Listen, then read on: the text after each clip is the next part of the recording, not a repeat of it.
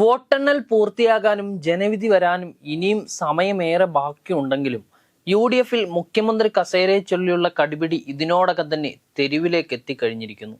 ഭരണം ലഭിക്കുമെന്ന അമിത വിശ്വാസത്തിൽ മുന്നണിക്കുള്ളിൽ രൂപപ്പെട്ടിരിക്കുന്ന ഈ ഗ്രൂപ്പ് പോര് വെറും ഒരു അധികാരമോഹം എന്നതിലുപരി കേരളത്തിലെ പ്രതിപക്ഷ സംവിധാനത്തിന്റെ ആഭ്യന്തര തകർച്ചയാണ് വിരൽ ചൂണ്ടുന്നത്.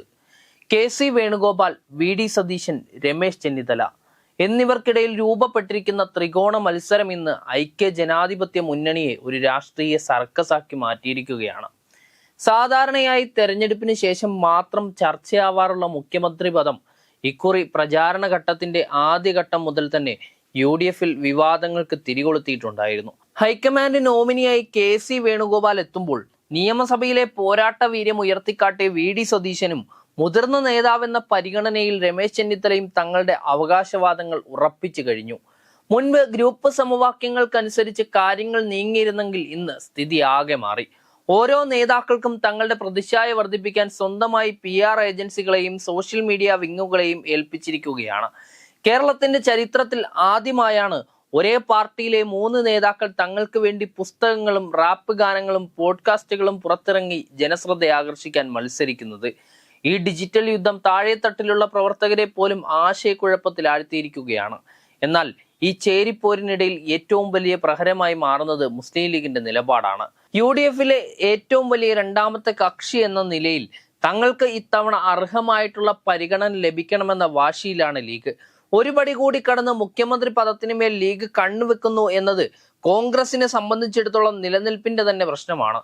തങ്ങൾ വിചാരിച്ചാൽ UDFിന് ഭരണം നഷ്ടമാകുമെന്ന കൃത്യമായിട്ടുള്ള ധാരണ ലീഗ് നേതൃത്വത്തിനുണ്ട്. മുഖ്യമന്ത്രി സ്ഥാനത്തെ ചൊല്ലി കോൺഗ്രസിനുള്ളിൽ തർക്കം തുടരുന്ന സാഹചര്യത്തിൽ തങ്ങളുടെ ആവശ്യം പരിഗണിച്ചില്ലെങ്കിൽ മുന്നണി വിടുക എന്ന കടുത്ത തീരുമാനത്തിലേക്ക് ലീഗ് നീങ്ങിയേക്കാം. ലീഗ് പിന്മാറുന്ന പക്ഷം കേവല ഭൂരിപക്ഷം പോലും തെളിയിക്കാൻ പോലും ആകാതെ UDF തകർന്നു വീഴുന്ന കാഴ്ചയാവും കേരളം കാണുകയും ചെയ്യുക. ഇത്തരം ഒരു കുതികാൽ വെട്ട് രാഷ്ട്രീയവും അധികാര വടംവലിയും നടന്നുകൊണ്ടിരിക്കുമ്പോൾ തന്നെ വോട്ടിംഗ് ശതമാനത്തിലെ മാറ്റങ്ങൾ UDFിന്റെ ഉറക്കവും കെടുത്തിയിട്ടുണ്ട്. ഭരണവിരുദ്ധ വികാരം വോട്ടായി മാറുമെന്ന് UDF കണക്ക് കൂട്ടുന്നുണ്ടെങ്കിലും ക്രിയാത്മകമായിട്ടുള്ള ഒരു പ്രതിപക്ഷമാകാൻ അവർക്ക് കഴിഞ്ഞോ എന്ന ചോദ്യം ഇവിടെ പ്രസക്തമാവുകയാണ്.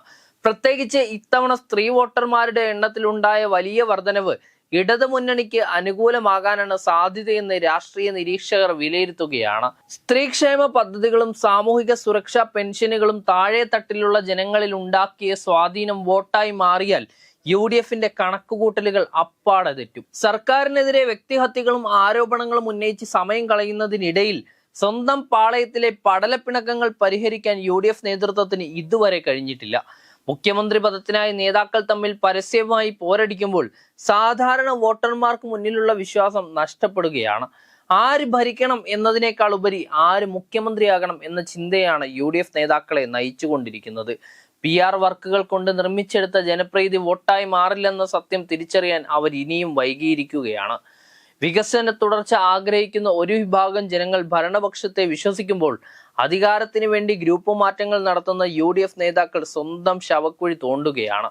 ഈ ആഭ്യന്തര കലഹം മുന്നണിയെ തകർക്കുമെന്നും അന്തിമ ഫലം വരുമ്പോൾ ലീഗിന്റെയും കോൺഗ്രസിന്റെയും രാജാക്കന്മാരുടെയും മോഹങ്ങൾ വെറും സ്വപ്നമായി അവശേഷിക്കുമെന്നും ഉറപ്പാണ്.